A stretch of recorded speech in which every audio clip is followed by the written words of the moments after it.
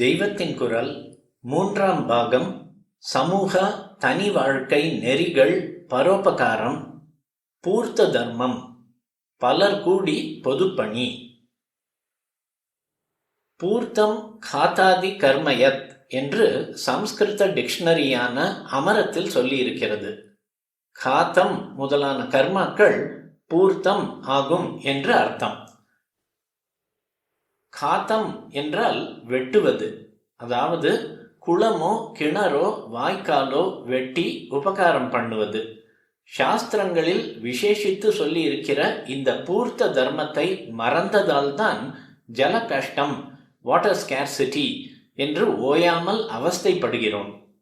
அந்த காலத்தில் இந்த காரியம் ரொம்பவும் முக்கியமாக கருதப்பட்டதால் தான் நாம் கூப்பிட்டு ஒருத்தன் வரவில்லை என்றால் அவன் அங்கே என்ன வெட்டி கொண்டிருக்கிறானோ என்று கேட்கிற வழக்கம் வந்திருக்கிறது.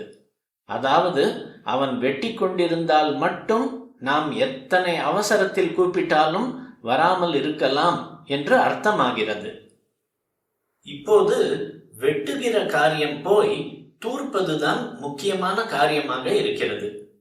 குழாயில் தண்ணீர் நின்று விட்டாலோ அல்லது பூச்சியும் புழுவுமாக குழாய் ஜலம் வரும்போதோ ஏண்டா குளத்தை தூர்த்தோம், கிணற்றை மூடினோம் என்று துக்கமாக வருகிறது. முன்பெல்லாம் ஒரு குளம் என்றால் வாய்க்கால்கள், வடிகால்கள் என்றெல்லாம் போட்டு வெகு சுத்தமாக வைத்துக் கொள்வார்கள். கிணறு என்றால் இழுக்க தெரிந்த மனுஷனுக்கு மட்டும்தான் அது பிரயோஜனமாகும். குளமானாலோ வாயில்லா பிராணிகளுக்கும், காக்காய், குருவி முதற்கொண்டு சகல ஜீவராசிகளுக்கும் அது பயன்படும். பாதை போடுவது ஒரு தர்மம், விருட்சம் வைப்பது இன்னொரு தர்மம். புதிதாக வைப்பதோடு இருக்கும் விருட்சங்களை வெட்டாமல் பார்த்து கொள்ள வேண்டும். புதிதாக வைக்கிற செடிக்கு தினம் ஜலம் விட்டு அது விருட்சமாக வளர பண்ண வேண்டும். வன மகோத்சவம் என்று இன்றைக்கு பெரிய மனுஷர்கள் வந்து செடி நட்டுவிட்டு நாளைக்கே அதற்கு ஜலம் விட ஆள் இல்லாமல் அது பட்டு போனால் என்ன பிரயோஜனம்? இது மாதிரி டெமான்ஸ்ட்ரேஷன், வெளிவேஷம் நமக்கும் உதவாது, லோகத்துக்கும் உதவாது. இதற்கு பதில் யாருக்கும் தெரியாமல் ஒருத்தன் ஏதோ ஒரு ஒற்றையடி பாதையில் உள்ள முள்ளை, கண்ணாடியை அப்புறப்படுத்தி வந்தால் அதுவே மற்றவர்களுக்கு வழியை சுத்தி பண்ணுவதோடு இவனுக்கும் சித்த சுத்தியை கொடுத்துவிடும். ஒவ்வொரு அவயவத்தாலும் ஏற்படக்கூடிய தோஷத்தை போக்கிக் கொள்ள அந்த அவயவத்தாலேயே செய்யக்கூடிய புண்ணிய கர்மாக்கள் இருக்கின்றன. குப்பை தொட்டியான மனசை சுத்தம் பண்ண அந்த மனசாலேயே தியானம் செய்ய முடிகிறது. கண்டதை பேசுகிற நாக்கை சுத்தப்படுத்திக் கொள்ள அந்த நாக்காலேயே பகவன் நாமாவை சொல்ல முடிகிறது. குயுக்தி எல்லாம் பண்ணும் மூளையை சுத்தமாக்கிக் கொள்ள அந்த மூளையாலேயே தத்துவ ஆராய்ச்சி பண்ண முடிகிறது.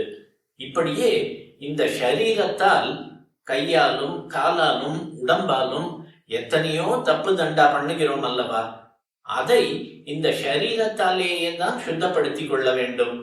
ஷரீர பிரயாசையாலேயே பண்ணிக்கொள்ளும் இந்த சுத்தி தான் பொது காரியங்களான பூர்த்த தர்மங்கள், சோஷியல் சர்வீஸ் அத்தனையும். ஷரீர பிரயாசையாலேயே இது சித்த சுத்தியையும் தரக்கூடியது. ஏனென்றால் ஷரீரத்தால் செய்கிற இந்த காரியங்களுக்கு மூலமாக பரோபகாரம் என்ற எண்ணம் நம் சித்தத்தில் இருப்பதுதான். தயை என்பது ஒவ்வொருவர் மனசிலும் இருக்க வேண்டிய உயர்ந்த குணம். அந்த தயைக்கு உரு கொடுக்கும்படியான ஒரு காரியத்தை ஷரீரத்தினாலும் அவசியம் செய்ய வேண்டும். வினோபா ஸ்ரம்தான், ஸ்ரமதானம் என்று சொல்லி வருகிறாரே, இதைத்தான் பூர்த்த தர்மம் என்று நம் சாஸ்திரங்களில் சொல்லி இருக்கிறது. வாரத்தில் ஒரு நாளாவது இந்த ஷரீர கைங்கரியத்தை சகல ஜனங்களும் பண்ண வேண்டும் என்பது என் ஆசை. யாரா இருந்தாலும் வாரத்துக்கு ஒரு நாள் ஹாலிடே, விடுமுறை இருக்கிறதல்லவா? அன்றைக்கு லோகோபகாரமாக ஷரீரத்தால் ஒரு பொது பணி செய்ய வேண்டும். மனப்பூர்த்தியுடன் அல்லது மனப்பூர்த்திக்காக பூர்த்த தர்மம் பண்ண வேண்டும். அவரவருக்கும் எத்தனையோ குடும்ப காரியங்கள் இருக்கும் என்பது வாஸ்தவம்தான். இந்த காரியங்களை லீவு நாளில் பார்த்து கொள்ளலாம் என்றுதான் வைத்திருப்பார்கள். ஆனாலும் இதோடு கூட பார்வதி பரமேஸ்வராளின் பெரிய லோக குடும்பத்துக்கும் தன்னால் ஆனதை ஒரு டியூட்டியாக செய்யத்தான் வேண்டும். இதற்காக அதையும் விடக்கூடாது, அதற்காக இதையும் விடக்கூடாது. கொஞ்ச நேரமாவது இந்த பரோபகார பணி புரிய வேண்டும். ஷரீர கைங்கரியம் உடம்புக்கே ஒரு நல்ல எக்ஸசைஸ், அபியாசம். அதோடு பரோபகாரமாக பண்ணுகிற போது மனசுக்கும் அலாதியான உற்சாகம் இருக்கும். முடிவில் சித்த சுத்தியை தரும். சங்கமாக செய்ய வேண்டும். உதிரி உதிரியாக அவரவர்கள் செய்வதை விட எல்லாரும் சேர்ந்து செய்தால் ஜாஸ்தி உபகாரம் பண்ண முடியும். அதுவும் இந்த கலிகாலத்தில் பலர் கூடி பண்ணுவதுதான் பலன் தரும். கலவ் சங்கே சக்திஹி என்றே வச்சனம் இருக்கிறது. முன் யுகங்களில் இண்டிவிஜுவலாக ஒவ்வொருத்தனுக்கும் தேக மனோ சக்திகள் அதிகம் இருந்தன. இப்போது அது போய்விட்டது. அதனால் தான் நாமும் பார்க்கிறோம், எல்லா மாஸ் மூவ்மெண்ட்டுகளாகவே வெகுஜன இயக்கங்களாகவே இருப்பதை அநேகமாக கலி என்றாலே சண்டை சச்சரவு என்ற அர்த்தம் இருப்பதற்கு பொருத்தமாக இந்த சங்க சக்தி மறியல், ஒழிக ஊர்வலம் நடத்துவது, ரயிலை கொளுத்துவது முதலான காரியங்களுக்குத்தான் பிரயோஜனப்படுகிறது. இந்த சங்க சக்தியை இனிமேலாவது நாம் நல்லதற்கு சேனலைஸ் பண்ணி சமூக பணிகளை விருத்தி செய்ய வேண்டும். சங்கமாக சேர்ந்து தொண்டு செய்கிறவர்களுக்கு அத்தியாவசியமாக இருக்க வேண்டிய யோக்கியதாம்சங்கள், அவர்களுக்கு கட்டுப்பாடு, நியமம் ரொம்பவும் தேவை. எடுத்துக்கொண்ட வேலையில் கொஞ்சம் கூட பொறுப்பு குறையக்கூடாது. சத்தியமும் அந்தரங்க சுத்தமும் இது போல தேவை. அன்போடு மதுரமாக பேசவும் பழகவும் வேண்டும். பணத்தை கையாள்வதில் அப்பழுக்கில்லாதவர்கள் என்ற நம்பிக்கையை உண்டு பண்ணக்கூடியவர்களாக இருக்கணும். நியாயமாக சந்தேகப்படுபவர்களிடம் பொறுப்பில்லாமலோ பொறுமை இழந்தோ பதில் சொல்லக்கூடாது. அதே சமயத்தில் அநேக சந்தேக பிராணிகள் ஏதாவது ரூமர் கிளப்பி கொண்டிருக்கிறார்களே என்பதற்காக நமக்கு என்னத்துக்கு ஊரான் பாடு என்று பொது தொண்டை விட்டுவிடவும் கூடாது. அதாவது சுயமான அவமானங்களை பாராட்டி கொண்டிராத மனப்பான்மை வேண்டும். நகரமானால் ஒரு பேட்டையில் இருப்பவர்கள் எல்லாம் சேர்ந்து செய்யலாம்.